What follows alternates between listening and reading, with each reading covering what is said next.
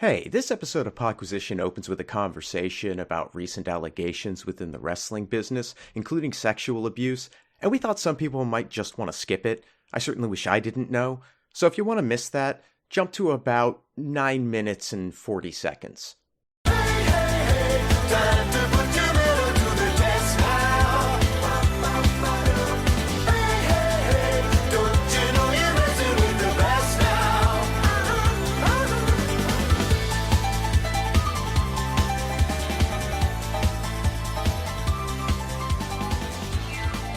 So Vince McMahon. Holy shit.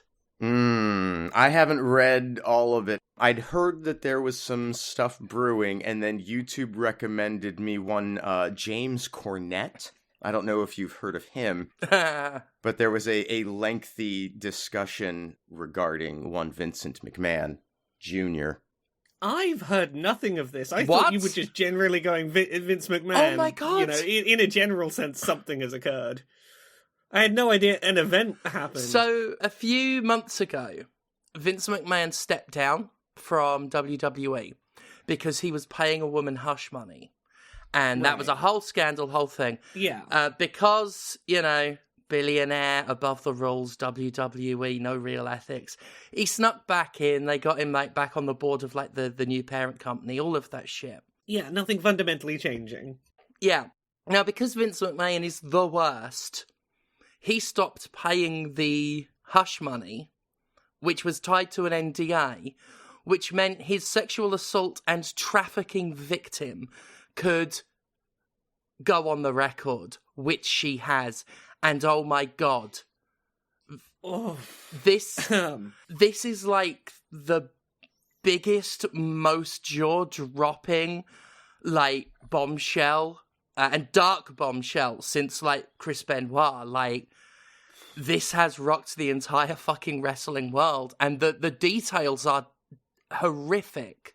Like, Vince McMahon, always known to be a scumbag, always known to be a fucking rapist. Like, I've fucking, like, said as much in videos and stuff. Like, the only thing that separated him from a sex offender was the conviction. But the details are ghastly. Like, fucked up. It's one of those situations where you knew it was gonna be bad. Like, there's gonna be some bad shit in there, but the extent to how bad it was is a little remarkable. Yes. John Laurinaitis, sort of former wrestler, talent relations guy there, is also implicated, as is Brock Lesnar, who also seemed to be somewhat involved. Yeah, this is, like, he's resigned from WWE, and it's like, I know what WWE's like. Maybe in a few years from now, they'll try and rehabilitate him. But for right now, this is about as done as a billionaire could ever be done.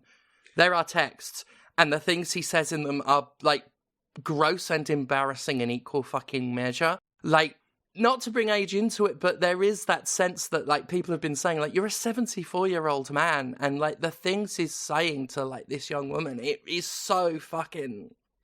to say nothing of what he did, like, just... Yeah, the details are out there, like, read them or don't. I did. I don't know if I wish I had or I hadn't.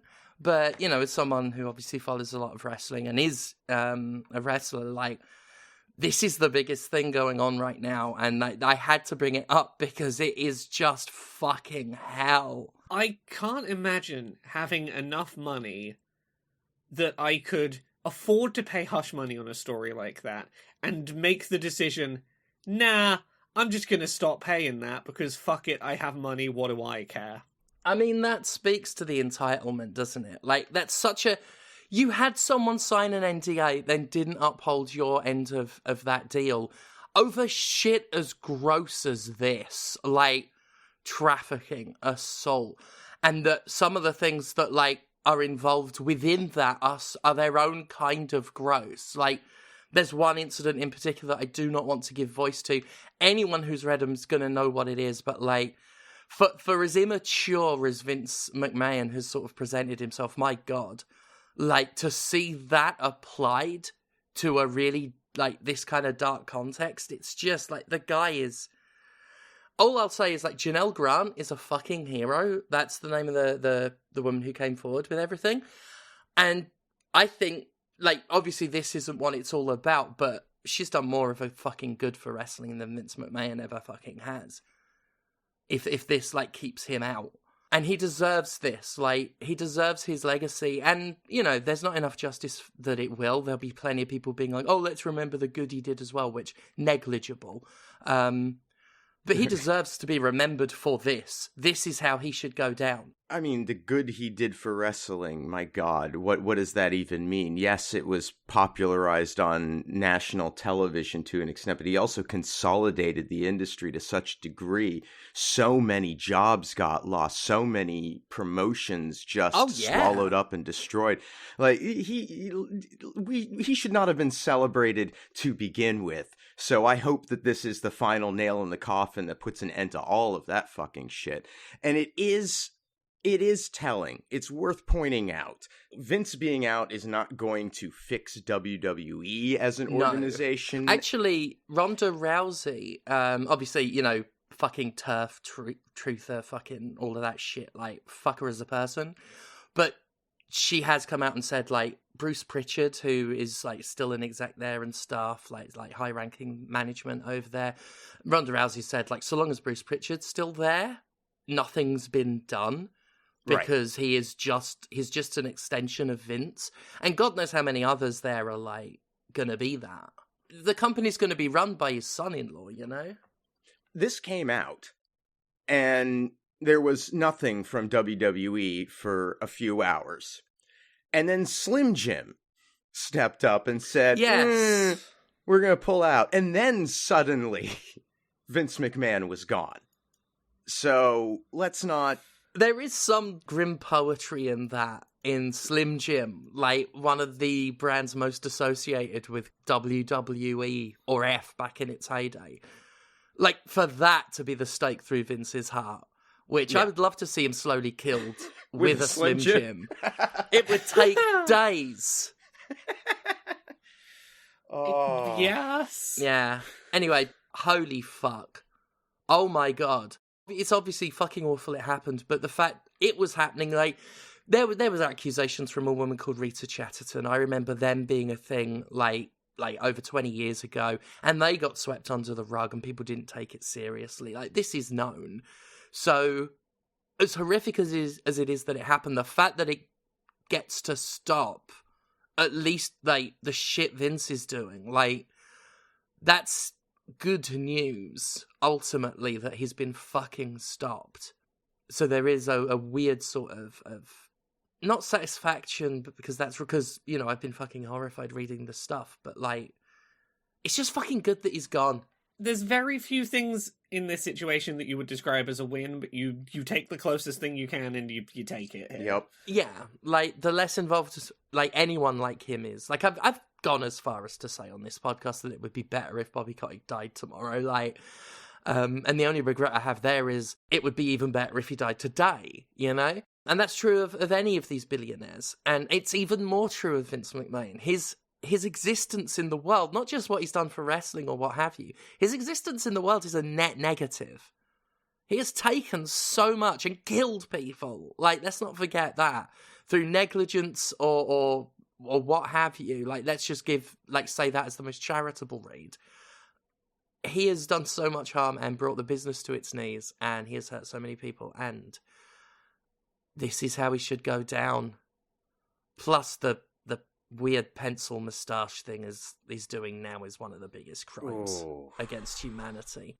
It's been pointed out by folks, like Phoenix said it as well. Like, he looks like Santa Cohen.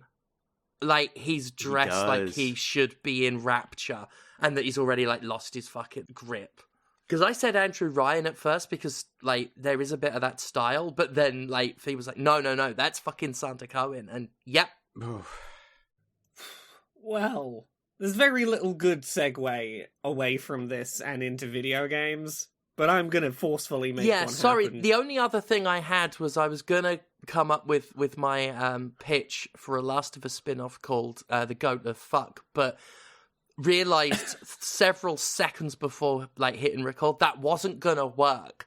A game about taking a goat from Oregon to New York to be horny. There's no joke in that as a parody of The Last of Us, and there's no joke in that as its own merit, like on its own thing. No, but you know what? There is some jokes in. I'm just saying comedy can be done with a horny goat, Laura, but I'm not the girl to do it. I'm out of my depth.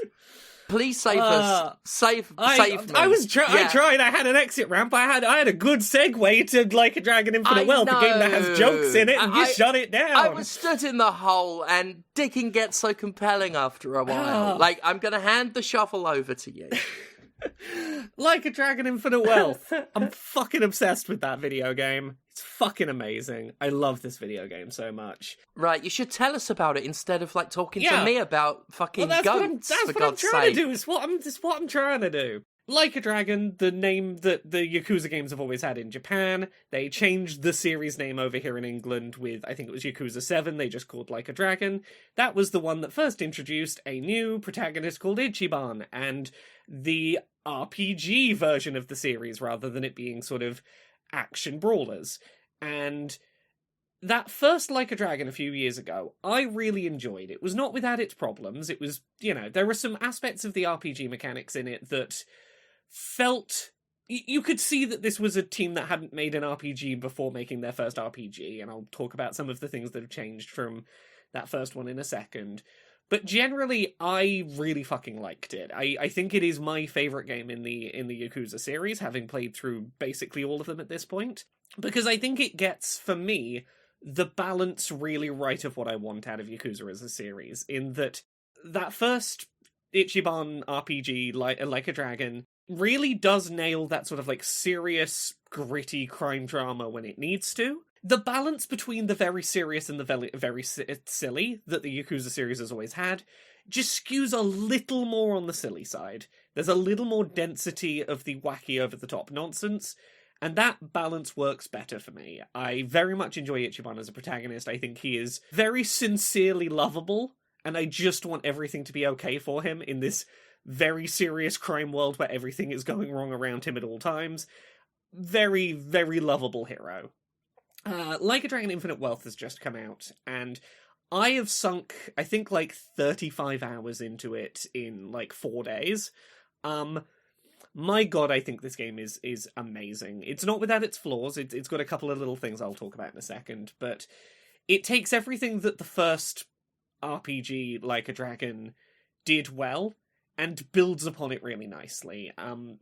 From a very basic perspective, there's a lot of changes to the RPG systems that I think are very much to this game's benefit. In the first Like a Dragon, there was one job class for one character where if you did regular melee attacks, you would build back up your magic meter, basically, for doing your big special skills. Now, every character with every job class just gets that as default, so you're constantly building back up your magic reserves when you do regular attacks. Regular melee attacks are much more useful and diverse in how they work. Anytime you're in this little turn-based combat system and it goes to a character's turn, you get a little circle around them, and you can walk around within that circle to activate certain context-specific prompts that might be, if I go, stand over here, a little arrow will show me if I punch that enemy, they'll fly in this direction and maybe hit another enemy, dealing them damage as well. If I walk over to where that sort of traffic cone is within the circle and press the attack button, I'll pick that item up, and there's a little icon to say you'll pick this up and beat them over the head with it. Maybe if you go stand next to another party member who's within the circle, you'll do a team-up attack and you'll go both attack together for a single action. That little bit of added positioning flexibility, alongside things like no longer taking attacks of opportunity if you choose to attack an enemy that requires you to run past an enemy on the way, mean that you have a lot more ability to set up nice chains of actions that make your basic bog standard attacks feel more fulfilling, on top of just being a way to build back up your magic reserves. That does a great deal for making the combat feel more involved moment to moment. I think it strikes a really, really good balance between traditional turn-based combat and some of the elements that were a little bit lost in the first Like a Dragon compared to previous protagonist Kiryu's repertoire. It makes it a lot easier to do things that take advantage of the setting you're fighting in, and that is really nice. I very much enjoy the new setting. This new game is set in Hawaii, and I think they have done a really, really, really good job of making Hawaii not just feel like aesthetic set dressing, but as a very justified location, not just for a series about Japanese crime syndicates that wants to take place outside of Japan, but also in terms of being very respectful to Hawaii as a location that has its own issues that often people don't talk about enough. I was very impressed at how frankly this game will talk about things like the way that the United States uses Hawaii sometimes as a dumping ground for homeless people they don't want to deal with, and how the high cost of living in very industrialized tourist focus areas of Hawaii, added on top of homeless people sort of being transplanted there who do not have the money to leave, creates a very specific dynamic in the area, talking about the ways that the United States generally mistreats Hawaii in terms of a lot of different cultural aspects. There is a real seeming understanding of Hawaii as a place of its own that is very often mistreated by a lot of the different groups that have a stake in it. And I really enjoy how well they have made that feel like an important part of being in that space. There is a lot of really nice, like, little quality of life things that I very much appreciate in terms of, it's a very big open world map, but there is a lot of different ways to fast travel around it, to get around it a little bit quicker, to minimize random battles if you don't want to be encountering them. There is a really good density of content to be found. I am constantly overwhelmed by how many fully voice-acted, lengthy, mechanically intense minigame side quests there are to stumble upon.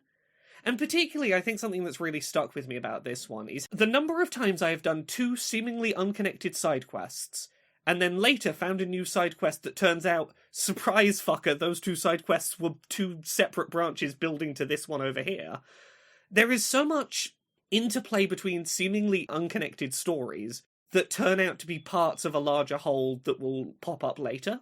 The world feels like all of the events happening within it exist within a wider context, which I don't know many RPGs full stop that have that kind of interconnected nature between their side quests, making these recurring characters end up intertwining and being part of larger stories of their own. Some of which, there are times where I've gone into a side quest and gotten 75% of the way through it before going, oh fuck, this is part 2 of that side quest from back there, isn't it? Fuck, you got me. I am real blown away by some of the bigger side quest content in this game.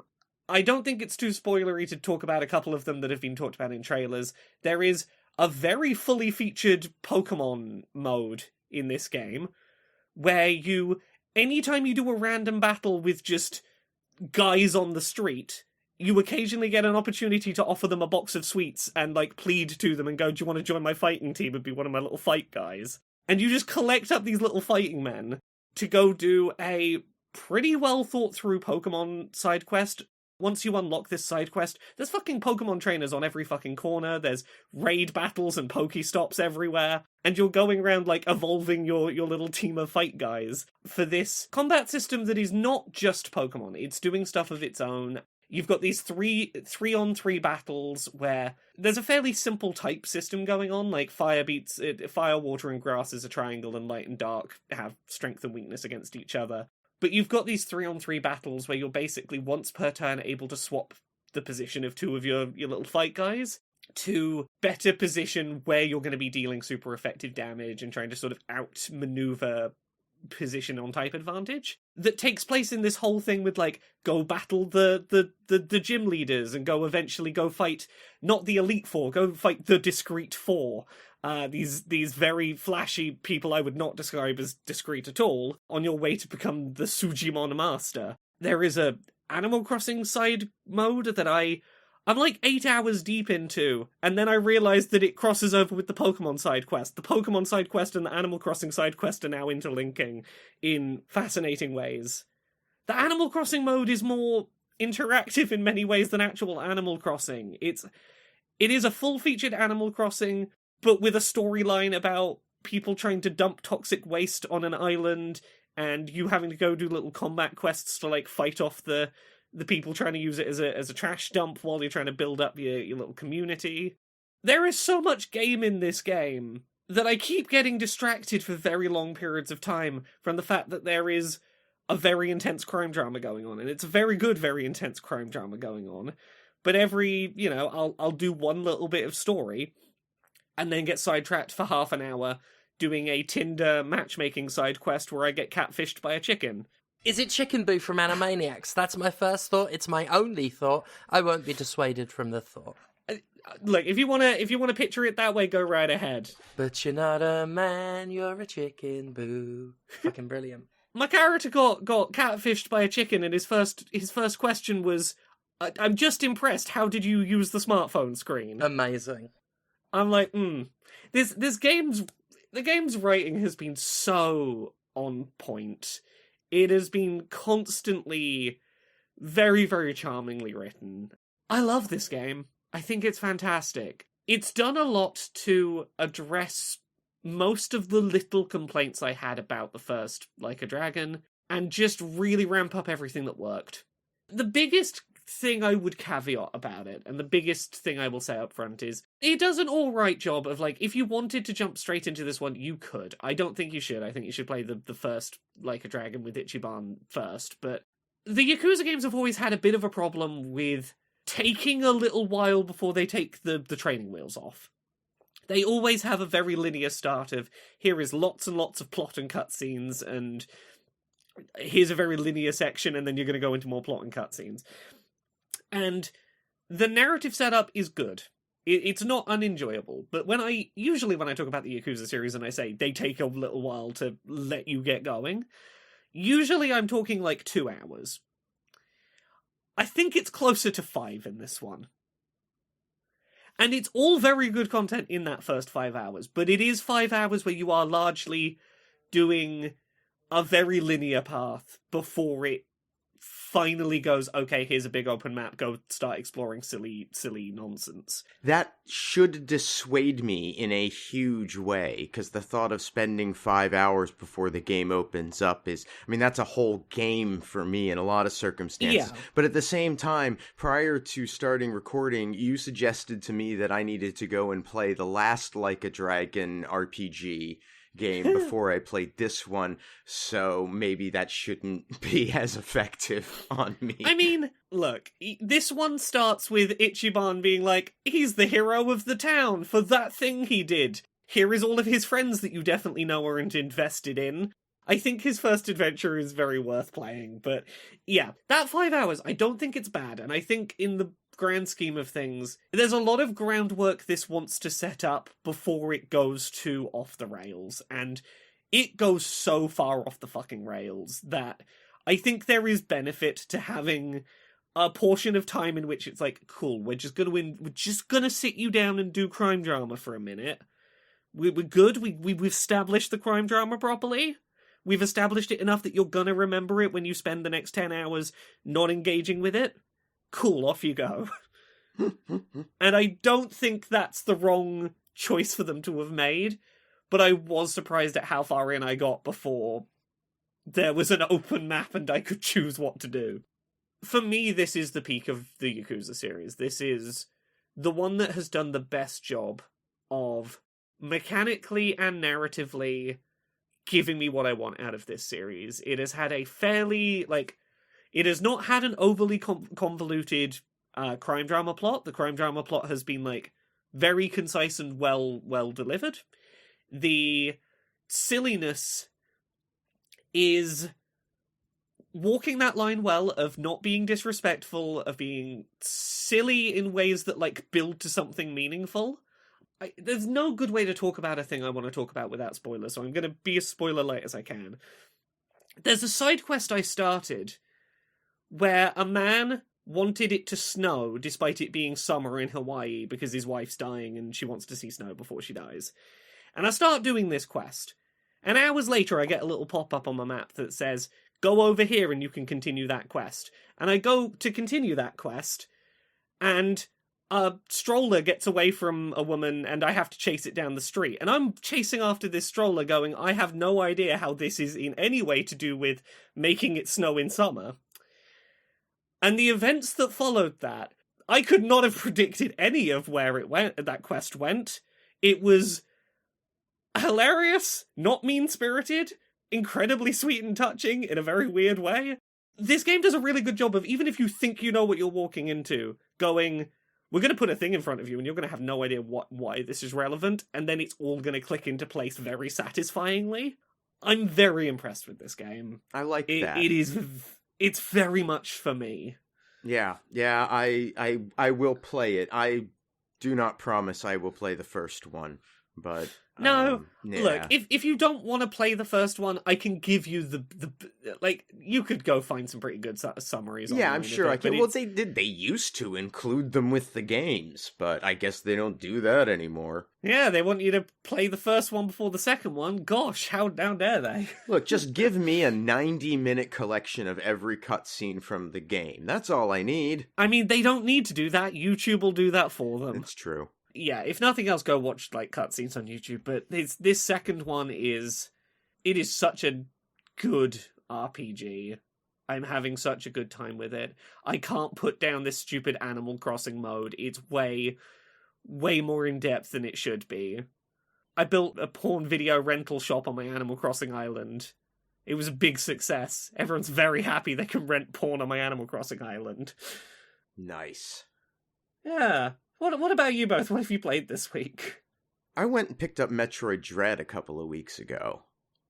Because, Ooh. yeah, well, when it came out, I acquired it because that was at one of the points where emulation was suddenly being talked about as getting pretty good, and Dread had leaked, and it was a big thing. So I figured now was a good time to explore Switch emulation, and then I just didn't actually get back to doing it and playing Metroid Dread. So I did, and it is a very good Metroid game. It took a little bit to settle into. Samus moves faster than I remember her moving historically. Yeah. Coming to grips with sort of just the pace of movement in this was took a little adjusting to. But I love the approach that they take to secondary weapons and how they're mapped on the controller, even though, again, took some adjusting. Once you get the feel for how all of that works, it does flow together very well. I was a bit concerned, when the dash comes in and I'm, using left trigger to roll and missiles on right bumper, and then suddenly now I've got a grapple beam on the right trigger. I'm like, this is a lot. Like, this feels like a lot. But it is. It worked out pretty well. Consolidating missiles in the way that it does was very nice. How every missile ability just sort of stacks on top of each other. I like the Emmys conceptually. Yes. And I think there's some really good ideas attempted in it. I love that last stand attempt where you get 2 opportunities to time that reaction. Yeah, if you can get your frame perfect parry in, you get your little escape attempt. Yes. As much as I want the window for that to be a tiny bit wider than it is, I really respect that it's not. Yeah, the game wants you to never be relying on it. It wants you to never be seen by them or never get touched by them in the first place. Yes, and the checkpointing is reasonable enough in those segments that it's never a huge burden. The sequences are quick, and it might get frustrating to do it over and over again until you get it right. But there is always a method and an approach that if you poke around a little bit, you'll find the way to dispatch them conveniently. I think the level design in those aspects. And by and large, throughout the game is really, really good. The map design, I kind of struggle with a bit, because there are so many points of entry and egress out of each of the zones between the teleporters and the trams and the elevators and all of that. And there's a point in the latter 20% of the game where the map is indicating to you precisely where you need to go. You should have that area revealed on the map, and there is no clear indication whatsoever of how you're supposed to get there in the region, because you have to go to some other region and find a teleporter that takes you to another region, and then another one that eventually will bring you back there after you've gone through 4 other places. And that's a bit frustrating, but great boss designs. Yeah. The Machins, the sort of Chozo warriors that you wind up fighting at intervals throughout, and the progression of their difficulty, those are all really satisfying mid-boss fights that scale along with everything else in the game in a really effective manner. The difficulty scaling on the whole is excellent in this, even if that last boss fight is just bananas ridiculous what it is expecting you to accomplish in a sequence of events. It's doable, but damn, they make you work for it. And yeah, I really liked Metroid Dread a lot. I liked the integration of the X elements, bringing that back in from Fusion and making that really central, and how their inclusion changes a lot of the combat balance in the latter half of the game. And it really just good Metroid. And if they never made another Metroid, that'd be fine. Which it's one of those series where you never really know how committed Nintendo is to it. So this could be the last one. And I'd be all right with that. In theory, they've been making Prime 4 for the last 7 years. But that's a completely different series, for me. And I have played a little bit of some Prime games, but I don't think I've finished a single one of them. Here's the thing, if they're still trying to make Prime games, I don't doubt we'll get another 2D Metroid. Because Metroid Dread, critically and financially did very well. It did better than the Primes do. And if they're still not giving up on Prime, I suspect we'll see more of this. Fair enough. I'll be looking forward to it, if on whatever console it comes out on, whether it's the Switch 2 or the one after that. What about you, Steph? I guess I'll start with the new one. Granblue Fantasy Relink, I think it's called. This is an RPG, an action RPG. It is, it's a Granblue game, very much like Granblue Fantasy Versus that I played a couple of weeks ago, the fighting game we talked about. And they're all based on some mobile game that I have never played and can't play because I think it's maybe Japanese only. I know I can't get it on my phone. There's also an anime. Now, I played the fighting game, didn't know what the fuck was going on. Started watching the anime, got 2 episodes in, got bored, stopped watching. Played this RPG, hoping that might help me understand a little bit more, but that takes place in a different time period to the anime or the fighting game, so I still don't know what the fuck's going on, because all the characters have long moved past introductions. But as a game, it's fine. Kind of live-action battles, you directly control a party leader of a party of 4. They're all characters that are familiar to me from the fighting game now. All have different skills. There seems to be quite a lot of them. You start with over half a dozen of them, and they're all playable, and they all play a little bit different. And they've all got skills on cooldowns, all that kind of thing. The kind of Tales sort of gameplay, I guess. And it seems fine. Battles are nice and quick, paced. The boss battles drag a bit. The moment-to-moment action is nice and quick, but health bars, very chippy. Bosses can take way too long than feels fun. But I've not got too far in. I played the demo a while back, and I've mostly just been skipping my way through cutscenes to get past the demo progress that I'd already made, because it wasn't saved. I'm enjoying it, I reckon. It ain't bad. It's very straightforward. The kind of action RPG, if you've played any of those sort of like Tales or Like Mana? yeah, like that kind of stuff. If you like that, this will do ya. It's more of that. Like the sort of anime flavoured action RPG stuff. I'm not disliking it. I can't stand some of the voices, of course. It's got one of those little fucking mascot-y things that squeaks about. Little red dragon-looking thing that I just want to drown. Like, I just want to push its head into a bucket of water and just hold it down until it, like, I feel the last twitch. Like, I'll check to see if it's come. Once it's done that, like, I'll know that it's just sort of like everything's relaxed. It's dead. It's dead. It's done. That's what I think of that. Well then, I played a weird, interesting little thing that I don't quite know how to classify. It's definitely a game, but it's definitely not... It's not a straightforward game. So I played a thing called on PS5 this week called Interaction Isn't Explicit. And it is a free game that's maybe half an hour long that is a game developer's attempt to do what I think would usually otherwise be the realm of like YouTube video essay about the difference between implicit and explicit game design and the pros and cons of both, and why certain design styles are used by certain kinds of games for what reasons, but done as an interactive experience.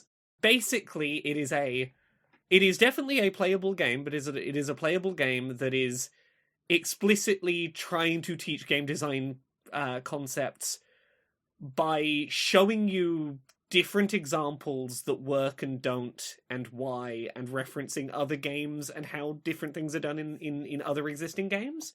I'm trying to think of a good example, because I don't want to say too much about like the specifics of this, because it is as short as it is. But one example might be, there is a section of the game in which you are given use of a Far Cry-style grapple versus a Sekiro-style grapple. And it references both of those by name, as it sort of lets you play around with one style for traversing one section and a different one for traversing another one, and has gameplay mechanics around those while teaching you about, like, this feels different to this because it's putting this control in the player's hands versus not. Here's why you might not always want to do that. Here's why you might want to do so. It is very unafraid to directly point at other video games and go, yeah, this is why that moment fucking sucks, and why it's bad. There is an explicit pay F to pay respects moment in there that is not just haha the meme. It's like, yeah, I get the meme, but like, let's stop and talk about like game design philosophy, why you should never do press F to pay respects, why you will always get mocked for doing so. It has a lot of ideas of its own, and I am impressed at how much of it is its own game and not just other things it is referencing. And it makes some solid points by using its own context to apply things it has discussed throughout other bits of the game. It does effective work with taking mechanics away from you in order to sort of contrast when a game will or won't let you do certain things. How does that feel? I wish there was a physical release of this, because this is digital only, and one day this will not be downloadable, and I think this needs preserving for game development courses in the future, because it is a really good, concise lesson on game design principles that is interactive and direct, and puts various principles in your hands to go, this feels good when paired with this because this, when we do it in a different context it doesn't work, why is that? It is a think piece about game design that I might not agree with every conclusion it comes to, but I think it is so much stronger by virtue of putting control in your hands while discussing the merits and issues with different amounts of control players can be given. It's like half an hour long. It's not strictly a game, but it is a game about what we consider gameplay, quote-unquote, that I think is well worth looking into. I think there is real merit to teaching game design principles in an interactive format like this, and I think there is something pretty special here to be experienced. Yeah, that's interesting. Yeah. If you've got a PS5 and half an hour, Interaction Isn't Explicit. It's free. It's like half an hour long. It's a little tiny bit janky in places, but I think that can be forgiven for what it's achieving. There is implication that this person might make more things like this to try and teach game design concepts through interactive media. I really hope they do. I hope this creator does more like this. I think it is a very good way of teaching things that if you are a game player, you might not have had to think about why certain games make the choices they do. So yeah, short little thing, but I think it's well worth checking out. Conrad, what about you? Have you played anything else this week? I do want to point out the guy who is the developer of Interaction Isn't Explicit shares a name with the actor who portrayed Bob in Twin Peaks, and that's just weird. That is indeed weird. Also weird, after I finished playing Metroid Dread, I was, I wanted to find something else to play, and I was really, really, really struggling.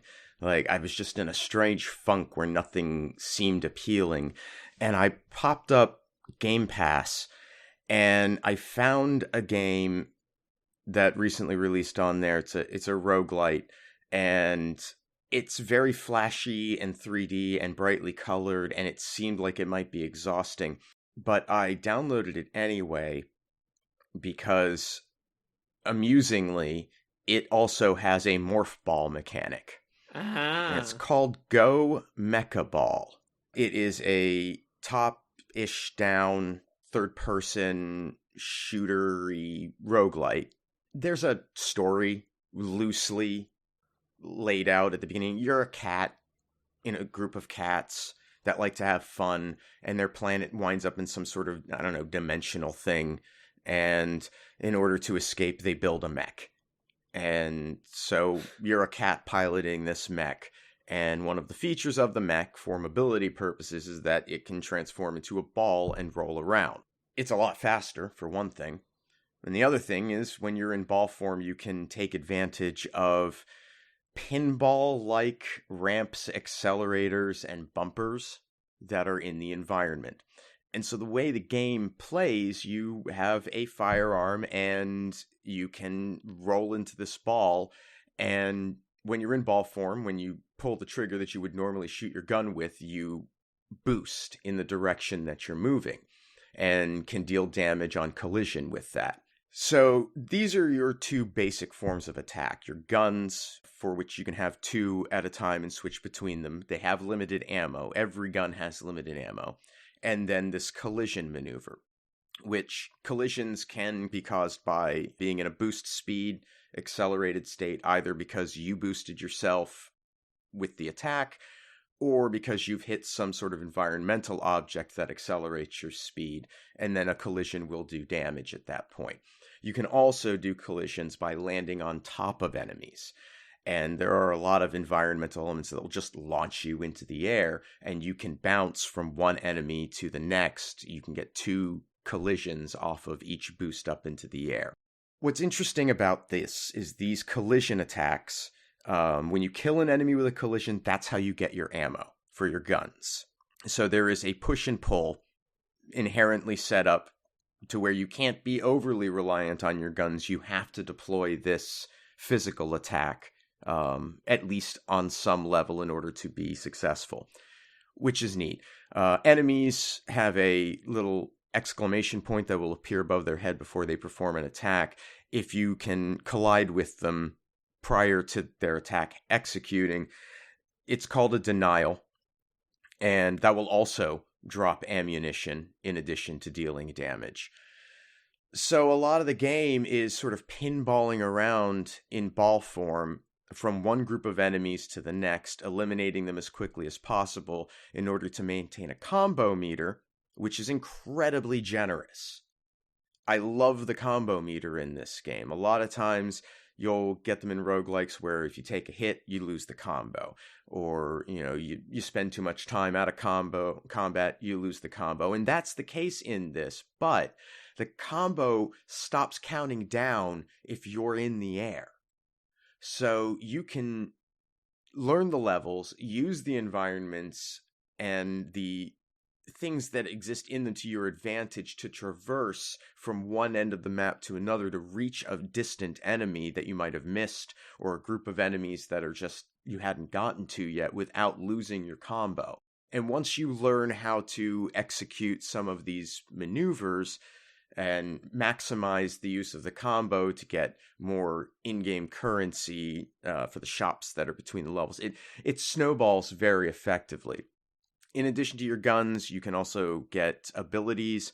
I haven't really mucked about with these. There's always this kind of element in these games where I wind up ignoring it almost completely because it's just one more thing to think about, and I'm doing fine with what I've got.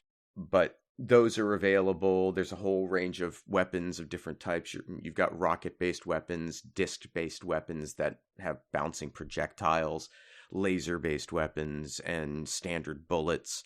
And they come in different varieties of shotgun or rifle or, machine gun types, even within those groupings. So there's a fair bit of variety for those. And then in between each stage of enemies, which has 3 waves, you'll get to choose between 3 items that will have upgrades or different abilities that you can add to your arsenal, so it builds up over time. Some of them are incredibly powerful depending on your approach. There's one that I particularly like that increases the amount of damage you do on collisions based on what your combo is. So I can bounce from a few enemies, dramatically increase the amount of damage that I'm doing as I eliminate them, and it gets to the point where everything's a one-hit kill once I'm maxed out. Really cool development paths for these. In levels, you get currency that's spent between games to unlock these upgrades and weapons and abilities for distribution through the pool in between levels. There's also 4 unlockable characters, and all of that's just, it's a smooth progression. Nothing's too expensive or feels terribly out of reach. Prices do increase over time, but not in such a way that that feels painful. The difficulty spike can be dramatic, not necessarily between stages.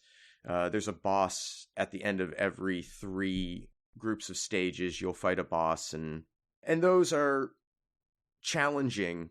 They've got good patterns. Once you beat the set of 4 stages and complete the cycle once, it allows you to increase the difficulty. And it feels very reasonable, if challenging. Some inconsistency in the difficulty of the bosses.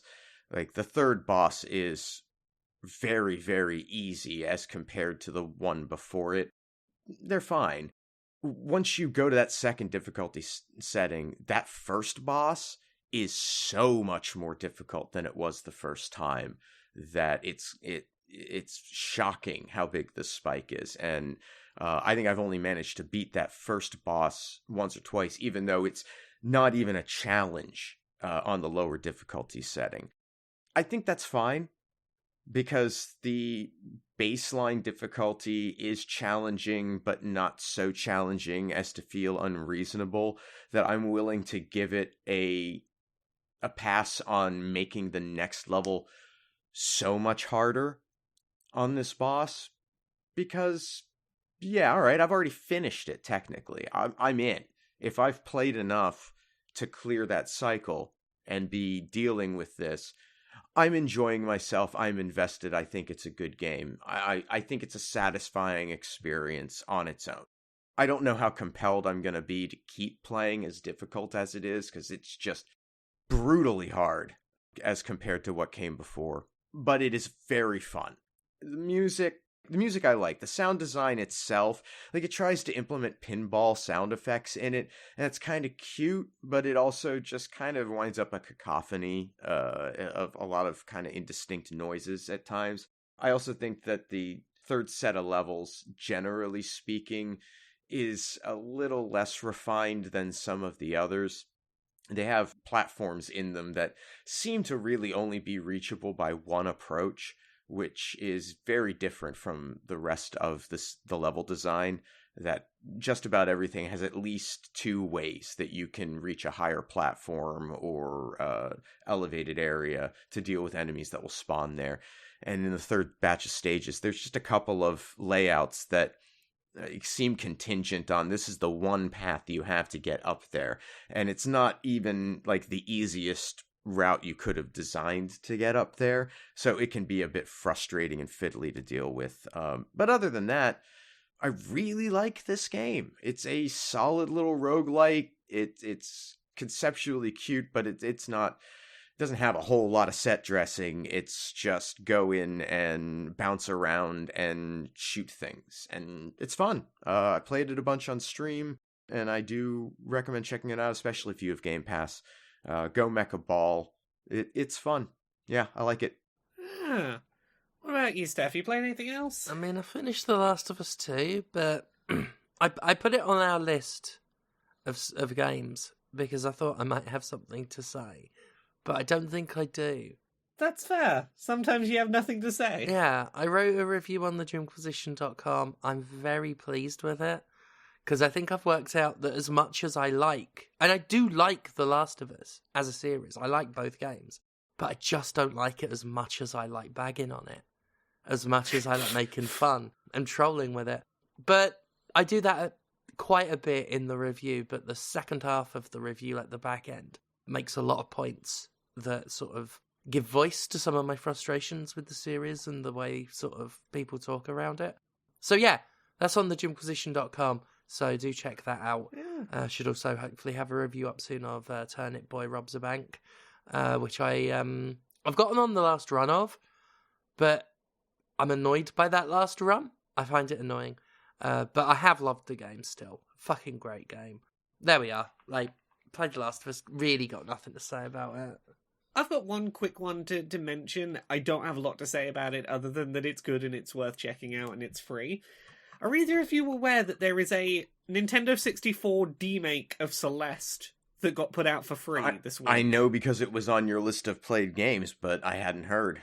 Yeah, apparently it was thrown together in a week to celebrate the 6th anniversary of Celeste, which also makes me go, oh god, that game's 6 years old. No! But yeah, it is a N64, specifically Mario 64 looking 3D platformer Celeste experience, and it is a fairly small isolated environment, but with non-linear exploration to find little collectibles sprinkled throughout of it. Rather than being you know how Celeste was discrete screens with a checkpoint in between each one, and each screen is its own one very isolated puzzle. Right. This is much more like you've been dropped into a Mario 64 map, and it's hey, I know there's however many stars to collect in this map, but I can kind of just wander around and work out which one I'm going to go for and how. But while trying to translate the Celeste moveset as best it can to 3D in terms of, your sort of jump and your ability to grab onto surface walls and your little dash that recovers whenever you touch the ground. All of those do transfer well to 3D. It does not play as tightly as the 2D side-scrolling one because there's no way it could. There is no world in which a 3D perspective was going to work quite as well at precision platforming. But to make up for that, you get a lot of larger platforms than you strictly need to accommodate for the fact that you are in 3D now. And that you are jumping around in 3D, and you are not going to be doing quite such pixel-perfect precise landing necessarily. I think that is to its benefit. But yeah, it's just a little sandbox environment to go find these little strawberries hidden around by jumping and dashing. It aesthetically very cute, but it plays nicely. It's just a fun little dose of the things that make Celeste work, examined through a different lens. It's nothing world-changing, but it's well worth playing around with. Also, I have one more thing to say about Like a Dragon Infinite Wealth, because I might have been playing some of the Animal Crossing mode while we're recording today, because, I'm hooked. And I have to tell you a thing, because it's broken me. You know how in Pokemon, some of the new Pokemon games have given you a mechanic where you can, wash and scrub your Pokemon, put soap on them and rinse them off and whatever.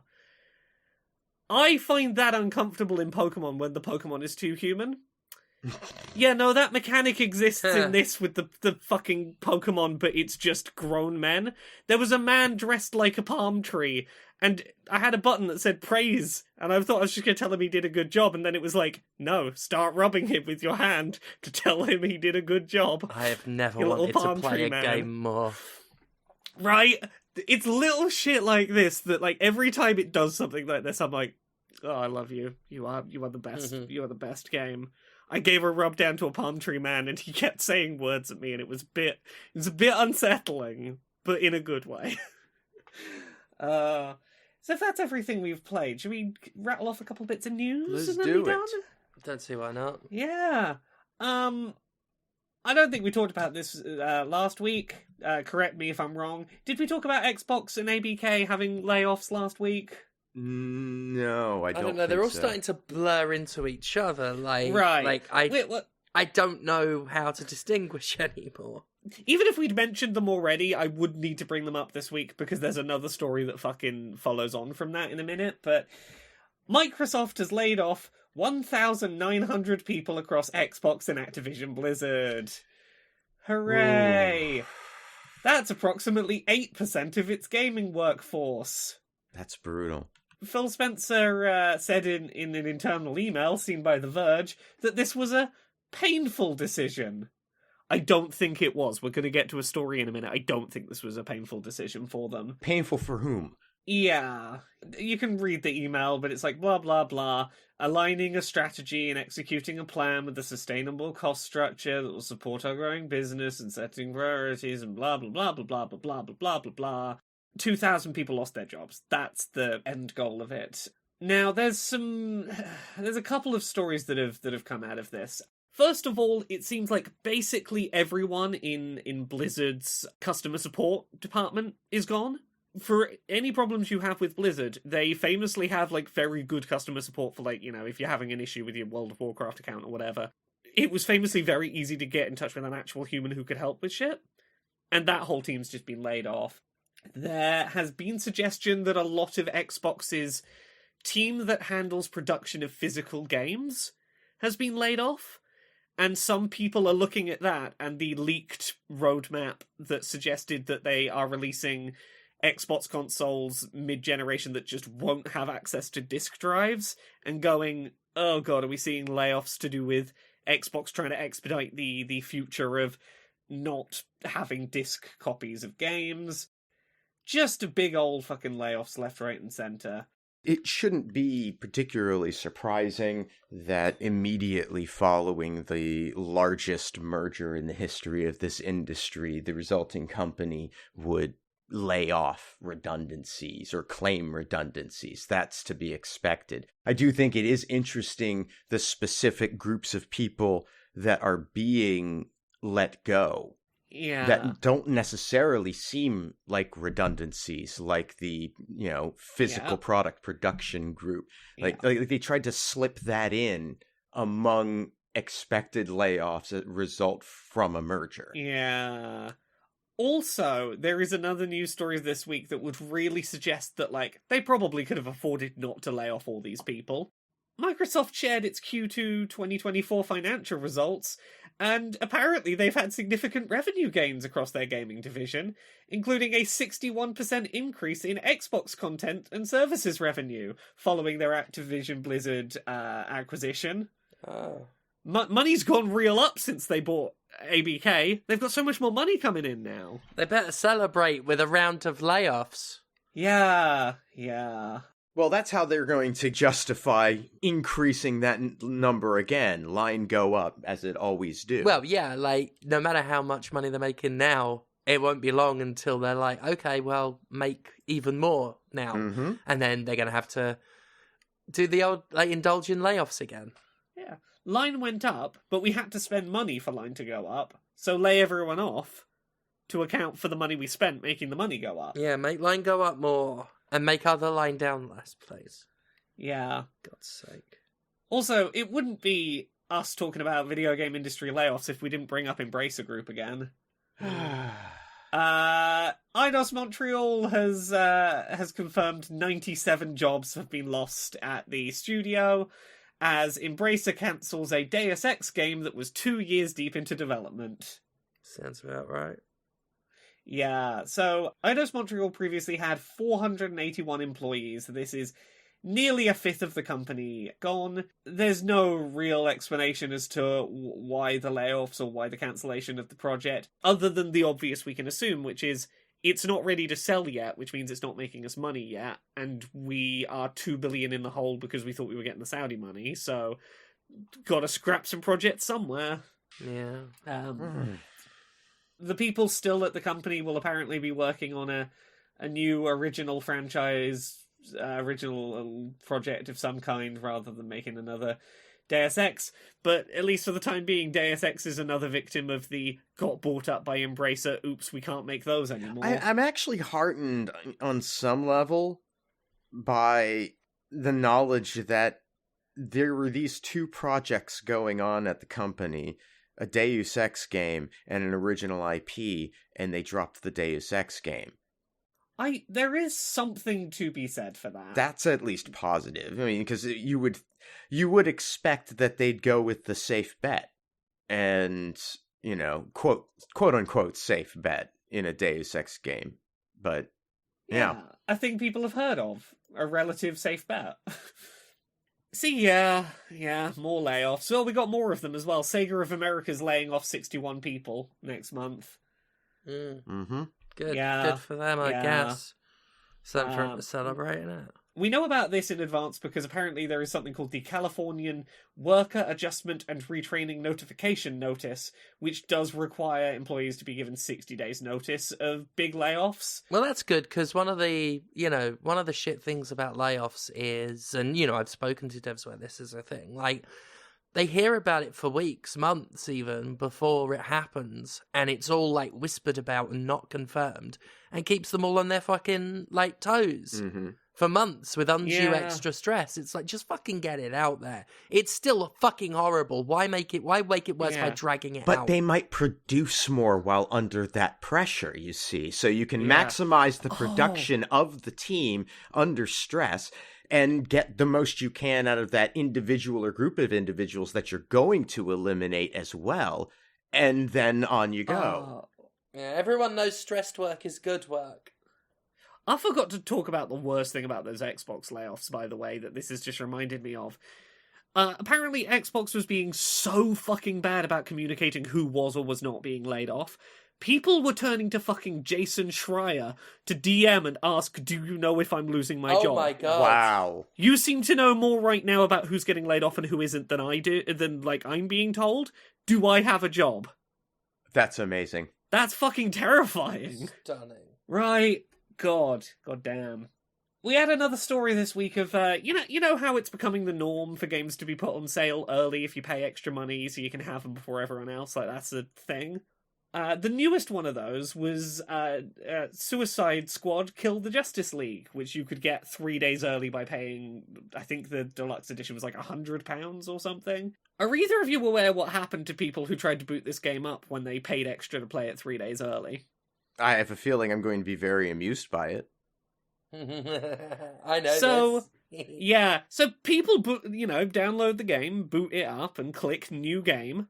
And instead of being met with, like, the opening cutscene and the start of the game, we're clicking New Game and finding, like, a message popping up going, congratulations on completing the story, welcome to the post-game, where they just had access to ridiculous amounts of gear and the whole game was complete. Wow, so people who spent money early got New Game Plus.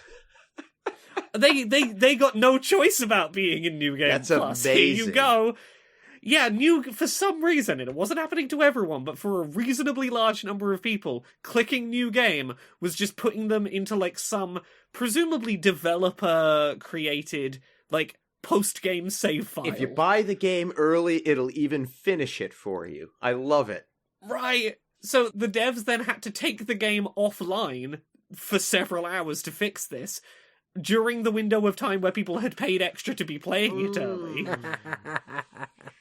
So the end result of this is that anyone who bought that very expensive edition is now being refunded £16 to say sorry for Amazing. we know we upcharged you for early access and then you couldn't early access it during all of that time. Sorry it's about always that. a good idea to alienate the most strident, dedicated customers you could possibly have in as strong a way as possible. I swear to God, this pre-release shit, it's gonna backfire. Oh, 1,000%. I've been saying for a while, this is the new thing that needs to be like, don't let this be the new norm, because it's not going to be good for the industry.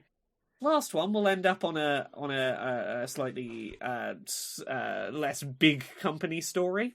Bloodborne Kart doesn't get to be called Bloodborne Kart anymore. Yeah, I saw this fucking... Yeah. It's another one of those situations where it's like, would they have to pursue it, what have you, but it sucks. The timing is what sucks. Because, for anyone who doesn't know, the Bloodborne PS1 remake project that happened, God, was that was a couple of years ago now, right? Yeah, I played it 2022, I want to say. Yeah. So this is from Lilith, who made this very good PS1 remake of Bloodborne that went all the way up to the first boss, I think, if I remember right. Yep. And basically since then has been working on Bloodborne Kart, a kart racer based on Bloodborne.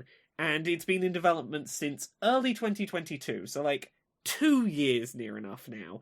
And it was like 2 or 3 days away from being released.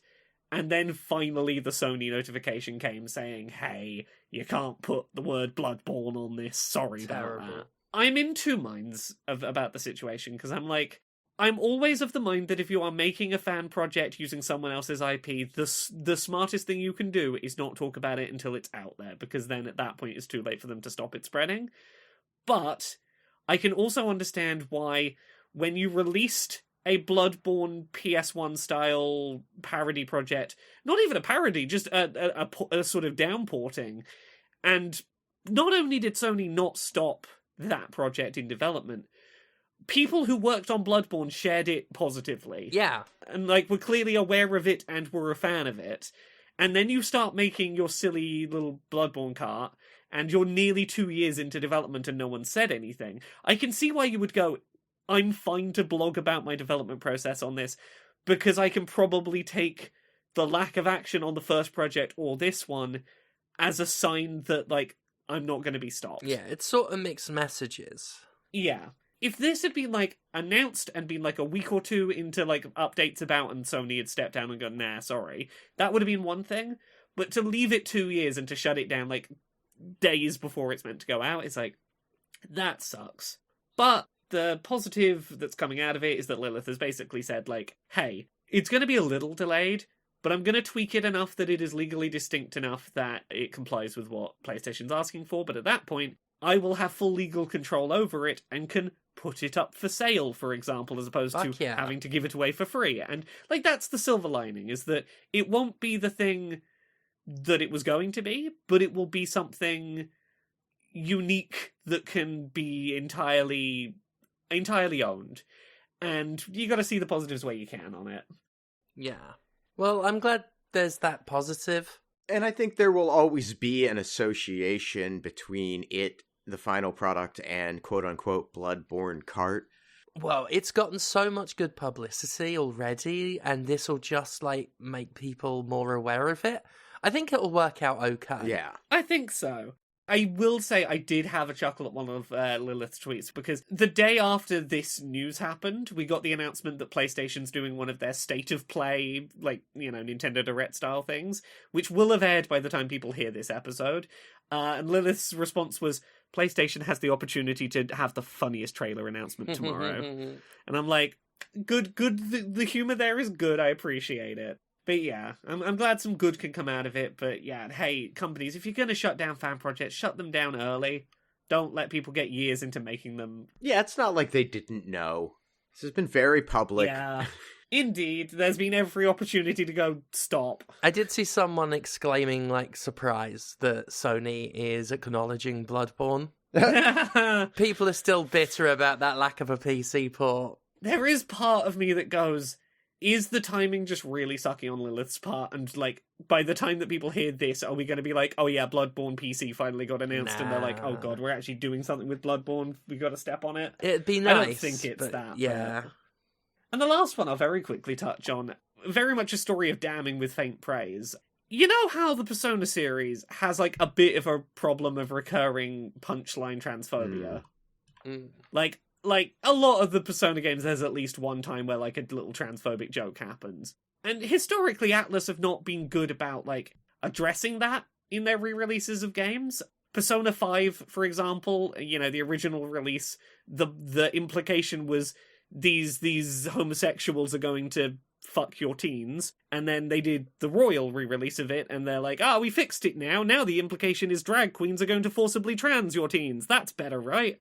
Persona 3's just had a re-release, and they actually kind of fixed one. Oh shit. The original Persona 3 has a quest line where it's like, the boys are trying to hit on girls, and then at the end, that one turned out to be a trans, run away screaming. What they've done in the re-release, and like, sure, it's sidestepping the problem, but I'll fucking take sidestepping the problem with Atlus's track record. They've replaced that interaction with, they go to hit on a girl, and it turns out she's a conspiracy theorist who believes that the sun isn't real. The sun was replaced in the 1980s, and you have to buy her special sunscreen because it's the only thing that can protect you from the fake sun's not quite UV rays that are going to get you. Incredible. And that's what they run away from in fear. Incredible. Right. That's amazing. Right. It's such a better joke. It's such a more amusing joke that isn't, like, punching down on anyone. And if they're still going to have, like, look, the end of this quest has to be they try and hit on someone, it goes wrong, they run away. A conspiracy theorist who believes the sun is fake. Yeah. It's pretty good. Like, I enjoy. If you'd have got me to guess how they changed it, I wouldn't have guessed. They took it out entirely and put a sun conspiracy theorist in its place. Yeah, buy her special sunscreen. That is It's so the only thing that'll keep you random. safe. That's amazing.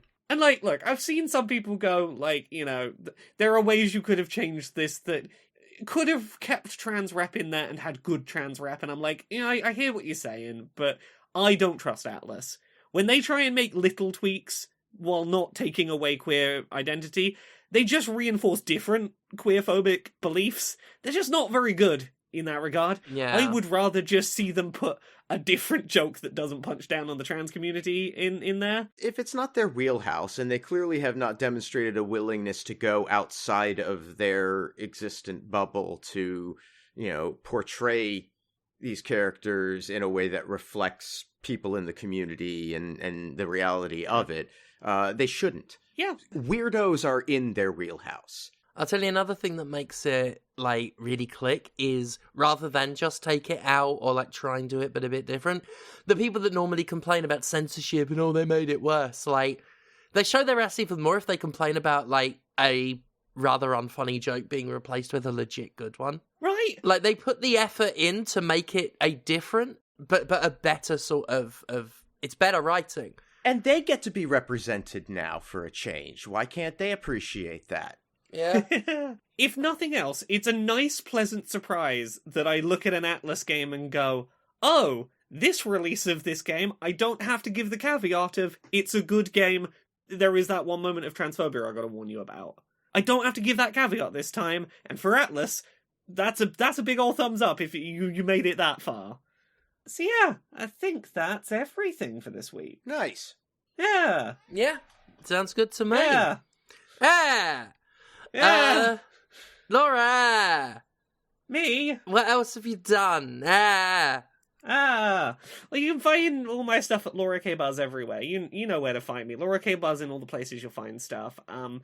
This week I've got a interview going up with Jeffrey Bunting, who is a games journalist that has done stuff for places like Wired, talking about accessibility, where we have like a little 25-minute video chat about migraines and video game accessibility, and that's a little lovely chat. That'll be up this week.